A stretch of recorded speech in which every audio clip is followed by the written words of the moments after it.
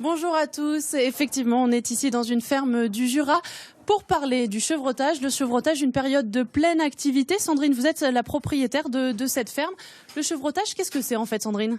Alors le chevrotage, c'est la période de mise bas. Donc c'est la période où toutes nos mères mettent bas leurs chevreaux et donc ça peut être la première fois, ça peut être la deuxième, la troisième, jusqu'à la 8e fois. Et donc à chaque fois, elles nous font 1 à 3 cabris. Il y a donc ici à côté de vous plusieurs petits chevreaux, des chevrettes qui viennent de naître. Expliquez-nous un petit peu. Voilà, ça c'est des petits chevreaux qui sont engraissés au lait et qui vont être commercialisés en viande ou en saucisson. Alors pourquoi ils naissent tous en ce moment ? Qu'est-ce qui fait que c'est cette période de l'année qui détermine le chevrotage en fait ? Alors la chèvre est un animal saisonnier, tout comme la brebis, donc les périodes de saillie sont toujours les mêmes et les cabris naissent toujours au printemps, donc entre février et avril. Est-ce qu'ils vont bien ? Est-ce que vous avez eu besoin de l'intervention de vétérinaire ? Comment se sont passés les premiers accouchements ? Alors les mises bas chez la chèvre en général se passent très très bien, elles se passent toutes seules. On en aide quelques-unes, mais c'est très très rare. Et le vétérinaire ne vient pas parce qu'on est autonome sur cette action-là. Alors là, parlez-nous un petit peu de votre élevage. Combien de naissances ont eu lieu ? Combien de naissances sont encore attendues ? Quels sont les chiffres ? Alors nous, on a 65 chèvres laitières, donc ça fait à peu près 130-135 cabris. Et là, il nous reste 4 chèvres qui n'ont pas encore eu leurs petits. Ça va pas tarder à être terminé pour nous. Ce qui correspond à une exploitation plutôt de moyenne supérieure, vous me disiez. Voilà, c'est ça. On est sur la moyenne, c'est 55-60 chèvres dans les exploitations. Nous, on est à 65, on est à peu près...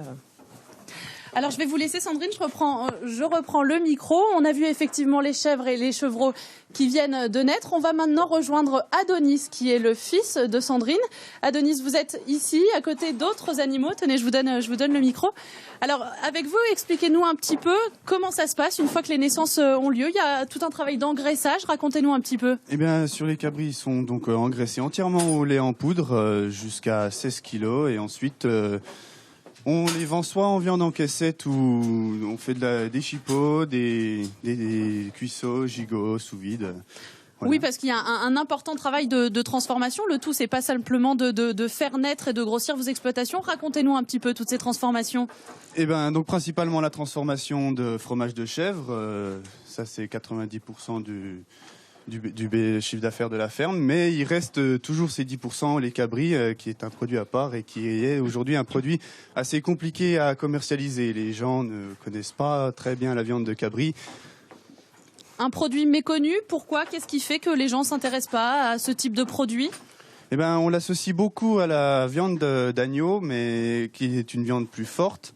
Mais il n'en est rien, le cabri est une viande très douce et ce sont des jolies bêtes et les gens ne veulent pas manger cette viande-là. Il y a un travail de commercialisation important à faire du coup pour faire connaître ce style de viande ? Oui, un très très gros travail. Qu'est-ce que vous faites vous pour faire la promotion un petit peu de vos produits ? Il y a des terrines, vous l'avez dit, des chipolatas, des saucisses, c'est un large panel de diversification en fait. Alors on essaye dans les restaurants, les particuliers, mais...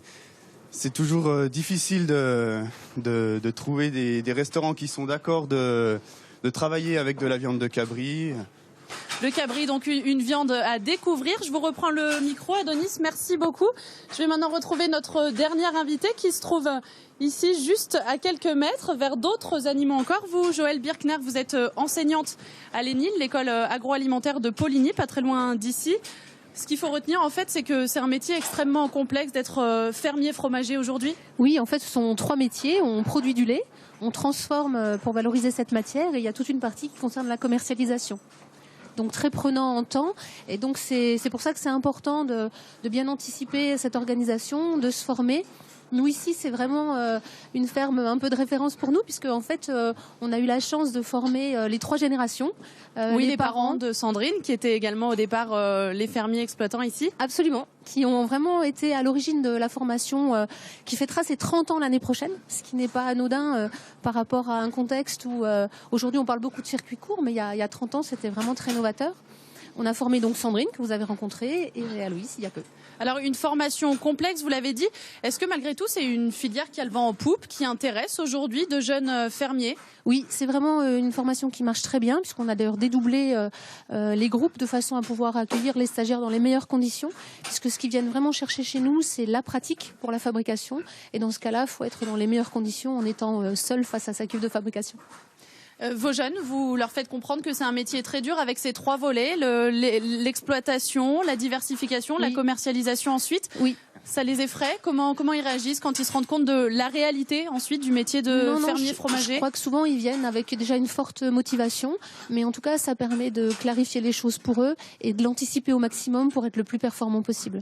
Dans ce type d'exploitation, le travail de diversification est indispensable. En fait, cette mise à l'honneur des produits, envisager de faire aussi de la viande, pas uniquement des fromages. Oui, après c'est vrai que c'est très dépendant des types de lait. Nous on forme sur le lait de vache, le lait de chèvre, le lait de brebis également. Et c'est vrai que c'est très dépendant.